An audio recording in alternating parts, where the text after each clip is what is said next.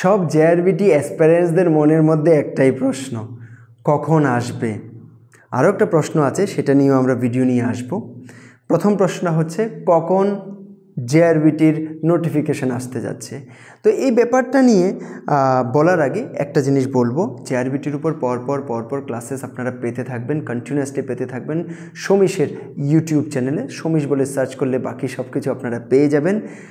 আর subscribe করে নেবেন, বন্ধুদেরকে জানাবেন, বন্ধুদের সঙ্গে এই ভিডিওটাও শেয়ার করবেন, ভালো লাগলে লাইক করবেন। আর ফেসবুক পেজকেও আপনারা লাইক করে রেখে দেবেন, ফলো করে রেখে দেবেন, যাতে করে সব সময় আপনারা আমাদের কন্টেন্টটাকে সর্বপ্রথম পেয়ে যান। আচ্ছা, এখন যে প্রশ্নটা যে জেআরবিটির নোটিফিকেশান কখন বেরোবে, ঠিক আছে। তো এই ব্যাপারটাতে অ্যাকচুয়ালি তো ডাইরেক্ট কোনো আনসার আছে? হ্যাঁ, কেউ যদি বলে থাকে উনি এমনিতে একটা গ্যাস করে বলছেন, একজন একরকম বলতে পারেন, আমি একরকম বলতে পারি, তুমি একরকম বলতে পারো, আরেকজন আরেকরকম বলতে পারেন। কিন্তু আলটিমেটলি আমাদের কারোর কাছে পারফেক্ট আনসার নেই যে এই দিন আসতে যাচ্ছে। কিন্তু কয়েকটা যদি আমি ফ্যাক্ট নিয়ে কথা বলি, যেমন এখন পরপর অনেকগুলো নোটিফিকেশান, সে কোর্টের হোক, কোর্টের গ্রুপ সি রিলেটেড, পিএ অথবা driver, group D, even health department related যদি বলি, রেডিওর, অপটোমেট্রিস্টের, অথবা তো ইয়ের ক্ষেত্রে বলি শুধু রেডিও অপটোমেট্রিস্ট নয়, সেখানে ল্যাবেরও ভ্যাকেন্সি এসছে।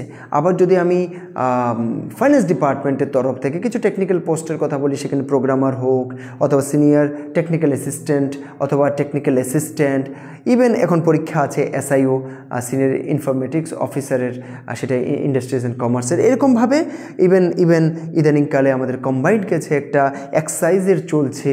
ওকে, তো ওভারঅল মিলিয়ে অনেকগুলো পোস্ট আছে যেগুলো কন্টিনিউয়াসলি বেরিয়ে যাচ্ছে। শুধু তাই নয়, ইভেন সিএচও আসতে যাচ্ছে, এগ্রিকালচার ডিপার্টমেন্টের বিভিন্ন আরও পোস্ট আসতে যাচ্ছে, ফিশারির একটা চলছে, আরেকটা আরও আসতে যাচ্ছে, দেখবে একটা পর একটা। তো সব ডিপার্টমেন্ট মিলিয়ে প্রচুর পরিমাণে পোস্ট কিন্তু অলরেডি অ্যাক্টিভ আছে, আর কিছু আসতে যাচ্ছে। শুধু তাই নয়, আমরা যদি কিছু পরপর দেখি, রেজাল্টগুলো সম্বন্ধে দেখি, মানে প্রত্যেকটা বোর্ড কিন্তু পরপর একটার পর একটা রেজাল্ট দিয়ে দিচ্ছে।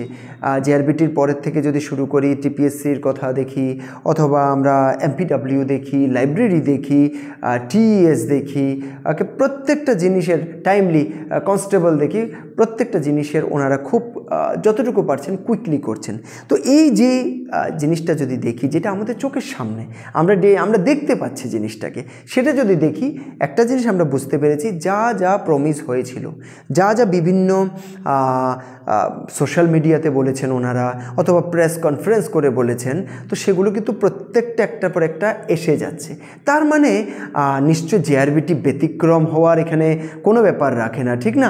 জেআরবিটিও অবশ্যই আসবে, আজকে নয়তো কালকে। কিন্তু একটা যদি এবার প্রেডিকশান করি যে কখন আসতে পারে, তো যেইভাবে প্রত্যেকটা জিনিস যেগুলো কথা বলে ওনারা যাচ্ছিলেন, আর সেটার উপরে পরপর যেইভাবে আসছে, অথবা যেই পোস্টগুলো অলরেডি পরীক্ষা হয়ে গেছিলো, সেগুলোর অফার লেটার দেওয়ার যে গতি, সব কিছু যদি দেখি, তাহলে মনে হচ্ছে যেন জেআরবিটির বেশি সময় নেই, এনি টাইম নোটিফিকেশান আসতে পারে। তাও এনি টাইম বললে তো জুন মাসে চলে আসবে না, এটা আমার ফিলিং, জুন মাসে আসবে না, কিন্তু ফিল হচ্ছে যেন আগস্ট মাসের ভেতরে একটা নোটিফিকেশান আসার একটা চান্স আছে। এখন সেই জিনিসটা জুন মাসে না হতে পারে, জুলাইতেও হতে পারে, আগস্টেও হতে পারে, আর 19-20 এদিক ওদিক হতেই পারে। কোনো ব্যাপারে আমরা কেউই গ্যারেন্টি দিতে পারবো না, এখানে শুধু আমরা আলোচনা করছি। আর তোমাদের কারোর যদি কোনো মত থাকে, কোনো ইনফরমেশান থাকে, অবশ্যই জানাবে, ঠিক আছে? আরেকটা ব্যাপার কি, এই বছর কি পরীক্ষা হবে জেআরবিটির? তো এই প্রশ্নটার উত্তর যদি দিতে যাই, তো তখন দেখব যে চান্স আছে, ঠিক আছে, চান্স আছে এই বছর পরীক্ষা হওয়ার, কিন্তু 100% চান্স আছে বলে আমার আবার ফিল হচ্ছে না। আমার ফিল হচ্ছে যে সামনের বছরের শুরুর দিকে হওয়ার চান্সটা বেশি। ওকে, এবার আলাদা ব্যাপার যে জেআরবিটির বিভিন্ন প্রসেস বা এগুলোতে যদি লেট হয়, that is a different case. অথবা একটা পোস্ট আসলো, এত number of posts, then they have increased to some other number, in that case it can delay, they can postpone the exam and all. তো ওইটা একটা different ব্যাপার। Otherwise যেইভাবে চলছে মনে হচ্ছে যেন কয়েক মাসের ভেতরে আমার নোটিফিকেশানও আমাদের চলে আসবে। আর এরপরে প্রায় 4-5 মাস বা 6 মাস সময় দিয়ে পরীক্ষা হওয়ার চান্স এরকম একটা ফিলিং আসছে, ঠিক আছে। তবুও আমি বলবো যে সামনের বছরের শুরুটা ধরে নেওয়াটাই বেটার। এরপরে বাকি তো আমি বললামই যে ওনাদের বিভিন্ন প্রসেসে বিভিন্ন ধরনের ব্যাপার থাকে। দেখো, অনেক ব্যাপার থাকে যেগুলো ওনাদেরও কন্ট্রোলের বাইরে। ফাইল মুভমেন্ট হয়ে গেছে, সব অ্যাপ্রুভাল হয়ে গেছে, এরপর হতে পারে কোথাও থেকে একটা নতুন রিকোয়ারমেন্ট চলে আসে যে আমাদেরও লাগবে 100 জন, একটা কথার কথা। তো সেই জায়গাতে ওনাদেরকে সেগুলো চেঞ্জেস করতে হয়। অনেক রকম ব্যাপার থাকে যেটা ওনারা বুঝেন, ওনাদের ব্যথা ওনারা বুঝেন, সেজন্য অনেক রকম চেঞ্জেস করতে হয়। আমাদের তো অ্যাকচুয়ালি আমি যদি আমার স্টুডেন্টসদের হিসাবে বলি তাহলে তো যত তাড়াতাড়ি আসে তত তাড়াতাড়ি ভালো। আর শুধু তাড়াতাড়ি না, আমি তো বলবো 1.5 মাস পরে আসলে আরও বেটার, কারণ স্টুডেন্টসটা ভালোভাবে প্রিপারেশন করতে পারবে, ঠিক আছে। তো একটা রিকোয়েস্ট করব, সেটা আমার personal suggestion, it's not like you'd have to take it, I am just suggesting you guys that কোন দিন আসবে এটা চিন্তা না করে প্রিপারেশনটা চালু রাখা উচিত। প্রিপারেশন করতে থাকলে কি হবে, কালকে যদি হঠাৎ একটা নোটিফিকেশান আসে তখন আমাকে প্রচণ্ড পরিমাণে দৌড়ঝাঁপ না করে একটা শান্তভাবে প্রপার ওয়েতে তো আমাদের প্রিপারেশনটা হতে পারবে। আর আমি যদি এগিয়ে থাকি, ওকে, আরেকজন এই জায়গাতে আছে, তা আমি যদি তখন জোর লাগাই, আরেকজন জোর লাগিয়েও আমাকে ধরতে পারবে না, স্বাভাবিক তাই না? তো ওই জিনিসটা হয়ে যায়।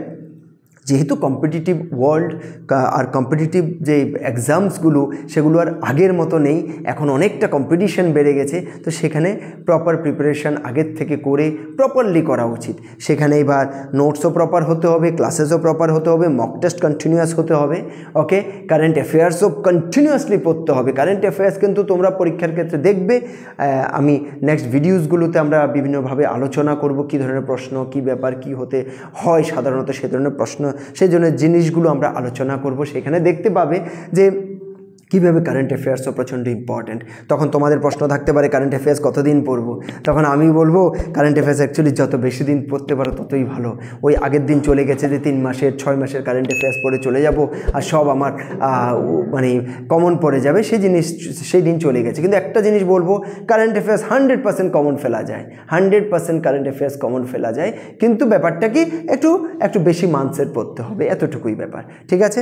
চলো, এটা একটা এক্সট্রা কথা বলে দিলাম, কিন্তু মুদ্রা কথা এটা, যেটার জন্য এই ভিডিওটা করা, যেটা বারবার সবার তরফ থেকে তোমাদের কল আসছে, বিভিন্নভাবে প্রশ্ন আসছে, তো ভাবলাম যে এটা একটা ভিডিওর মাধ্যমে বলে দিই, so that you guys can know about this particular information. তো সেজন্যই আমি এই ভিডিওটা নিয়ে আশা করি তোমাদের আমার সঙ্গে সহমত পোষণ করবে তোমরা। If you have any different types of idea or if you have any type of information, you can always write in the comment. আর তোমরা এটাও বলবে সমিশের তরফ থেকে ইউটিউবের থ্রুতে, ফেসবুকের থ্রুতে তোমাদেরকে কীভাবে হেল্প করতে পারি। আর আমাদের ডেসক্রিপশানে একটা হোয়াটসঅ্যাপ গ্রুপের লিঙ্ক দেওয়া থাকবে, সেখানে জয়েন করে নেবে। তাহলে জেআরবিটি রিলেটেড যত প্রশ্ন থাকবে তোমাদের, তোমরা সেখানে যত আমাদের তরফ থেকে কন্টেন্ট থাকবে আর তোমাদের প্রশ্ন থাকবে, সে কন্টেন্টগুলো তোমরা পেতে থাকবে সেখানে সবচেয়ে প্রথমে, যাতে করে তোমাদের কোনো কিছু মিস না হয়। প্লাস টাইম টু টাইম আমরা কিছু সেখানে কুইজেস বাগারা নিয়ে আসবো, যাতে করে তোমাদের প্রিপারেশানে আমরা একটু ঘি ঢেলে দিতে পারি, ঠিক আছে। Thank you very much.